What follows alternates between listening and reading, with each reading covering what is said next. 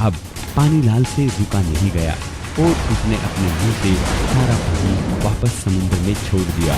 इधर वो दोनों मछुआरे डूब गए। ए भाई, भाई। अरे हमें बचाओ, बचाओ हमें। काफी समय पहले की बात है। इंसाफपुर नाम का एक गांव था। वहां पर कलावती अपने 5 जुड़वा पुत्रों के साथ में रहती थी।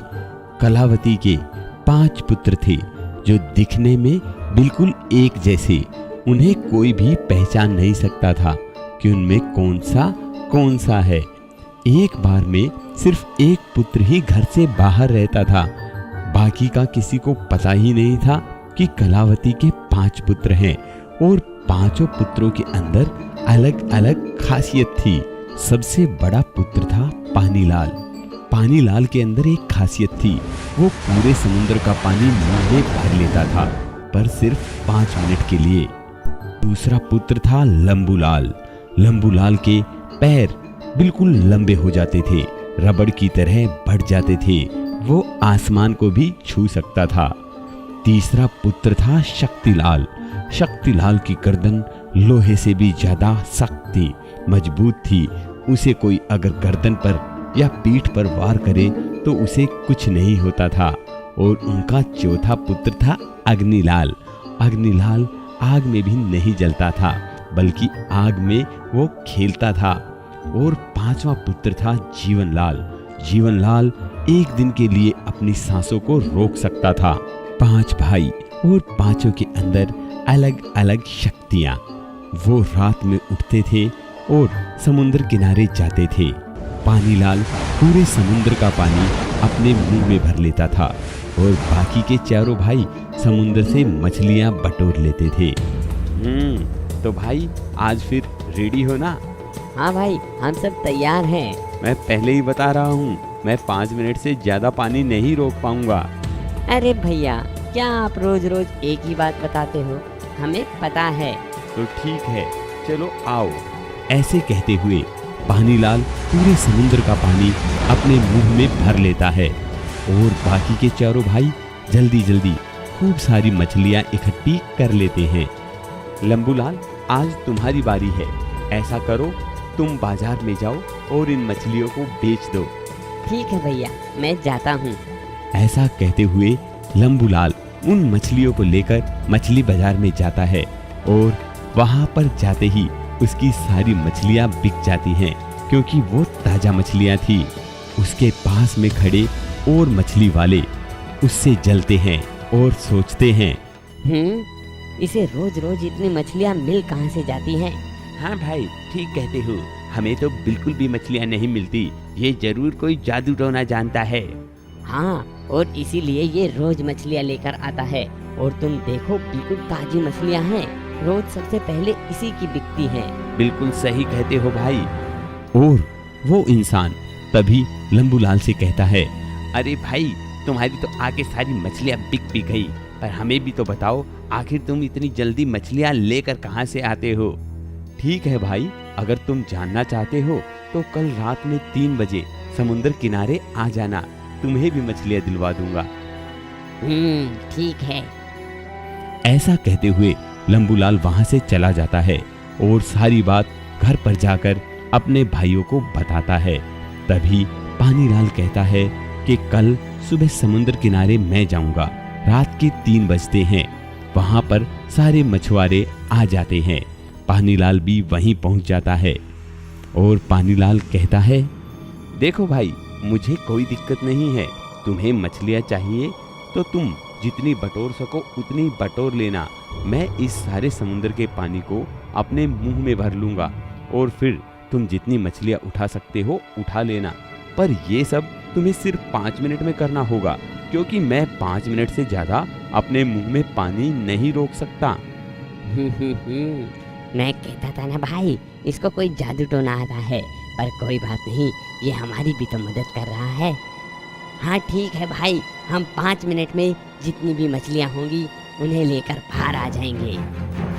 फिर क्या था, फिर पानीलाल ने पूरे समुद्र के पानी को अपने मुंह में भर लिया और सारे मछुआरे समुद्र के अंदर उतर गए।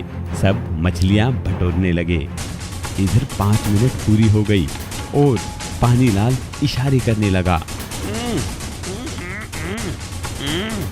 पर 2 लालची मछुआरे 2-2 टोकरियां लेकर गए हुए थे, जो समुद्र से निकलने का नाम ही नहीं ले रहे थे। अब पानीलाल से रुका नहीं गया और उसने अपने मुंह से सारा पानी वापस समुद्र में छोड़ दिया। इधर वो दोनों मछुआरे डूब गए। ए भाई भाई, अरे हमें बचाओ, कोई बचाओ हमें। उन दोनों मछुआरों के डूबने की खबर सारे शहर में आग की तरह फैल गई और ये खबर जब राजा जी के पास गई तो राजा जी ने मछुआरों को और पानीलाल को बुलाया। ओ मूर्ख इंसान, क्या सच में तुम्हारे कारण वो मछुआरे मर गए? क्या जो इसके परिवार वाले बोल रहे हैं वो बात सत्य है? हाँ महाराज, बिल्कुल ये बात सत्य है कि मैंने अपने मुंह से पानी छोड़ा, पर मैंने इन मछुआरों को पहले ही बता दिया था महाराज। मैं तो इनका कुछ ना कुछ फायदा चाहता था। पर पानीलाल, तुम्हारे कारण ही वो मछुआरे मरे हैं। अब तुम्हारी भी सजा ये है कि तुम्हें भी समुद्र में डुबाकर मारा जाएगा। जी महाराज, आपकी जैसी इच्छा। बताओ, तुम्हारी मरने से पहले कोई आखिरी इच्छा है? हाँ महाराज, बिल्कुल है।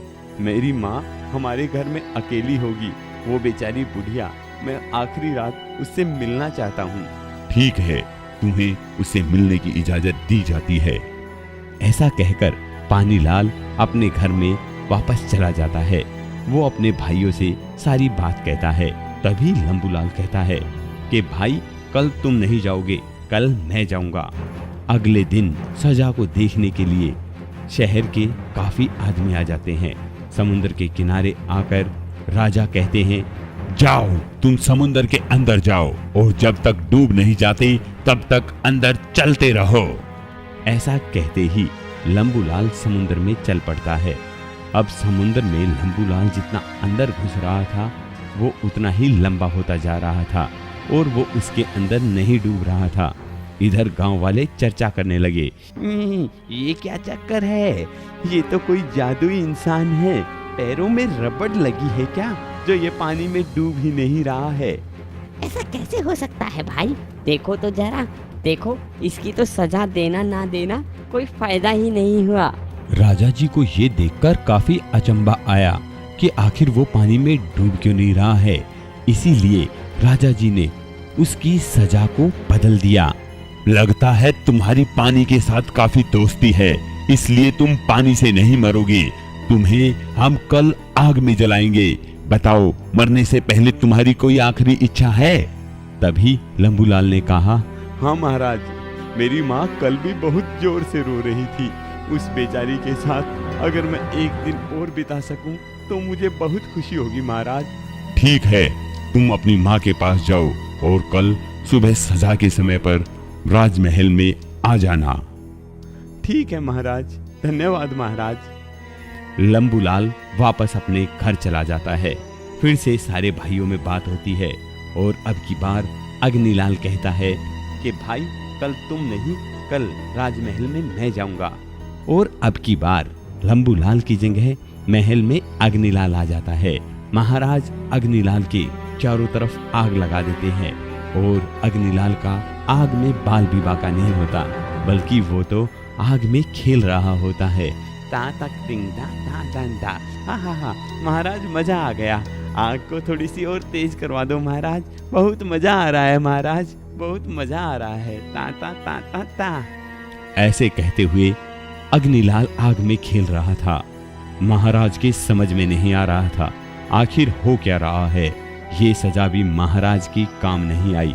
तभी महाराज ने कहा, तुम्हारा आग भी कुछ नहीं बिगाड़ सकती, इसलिए कल तुम्हारा सिर धड़ से अलग किया जाएगा। तुम्हारी कोई आखिरी इच्छा है? महाराज, मेरी तो वही आखिरी इच्छा है कि बस मुझे मेरी माँ के पास एक दिन और रहने दिया जाए महाराज। ठीक है, कल समय से राजमहल में आ जाना। अब की बार अग्निलाल की जगह शक्तिलाल अगले दिन महल में आता है। जैसे ही उसकी गर्दन काटने के लिए सैनिक तलवार चलाते हैं, तो उनकी तलवार ही टूट जाती है। ये देखकर सभी शहर वाले हंस रहे होते हैं। ऐसा लगता है इसे तो सजा हो ही नहीं सकती, सारी सजाएं महाराज की फेल हो रही हैं। ये कैसा इंसान है, इसका ना पानी कुछ बिगाड़ पाते ना अग्नि, और तो और इसकी तो गर्दन भी नहीं कट पा रही है। ऐसे कहते हुए जब सारी प्रजा राजा का मजाक बना रही थी तो राजा को बहुत गुस्सा आया और राजा ने कहा, कोई बात नहीं, अगर इसकी गर्दन भी नहीं कटती है तो कल इसकी सजा का आखिरी दिन होगा। हम इसे मिट्टी के अंदर दबा देंगे। बताओ बच्चे, तुम्हारी कोई आखिरी?